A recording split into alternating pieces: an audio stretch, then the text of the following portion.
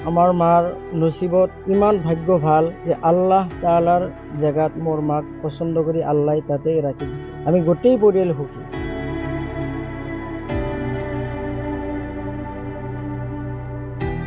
এগৰাকী চুৰাতুন নেছা, চান্দুমিয়াৰ পত্নী। চুৰাতুন নেছাৰ ভাগ্যৰ কথা শুনি আপুনিও আচৰিত হ'ব।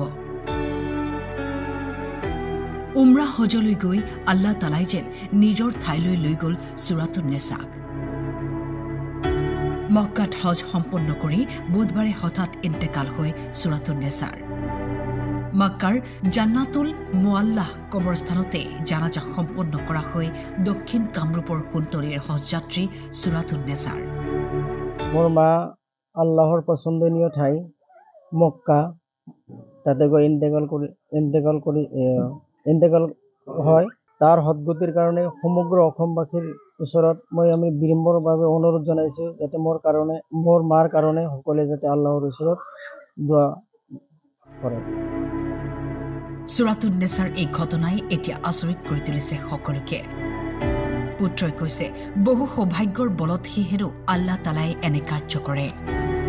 আমি সন্তুষ্ট সুখী যে আমার মার নসিবত ইমান ভাগ্য ভাল যে আল্লাহ তাআলার জায়গাত মোর মাক পছন্দ করি আল্লাহ তাতে রাখি দিছে। আমি গোটেই পৰিয়াল সুখী। মোৰ মাৰ লগত মোৰ বাবা আছে আৰু আমাৰ গাঁৱৰ ওচৰৰ আৰু দুজনমান আছে। মোৰ মাৰ নাম আছিল চুৰাতুন নেছা, দেউতাৰ নাম আছিল চান্দুমিয়া।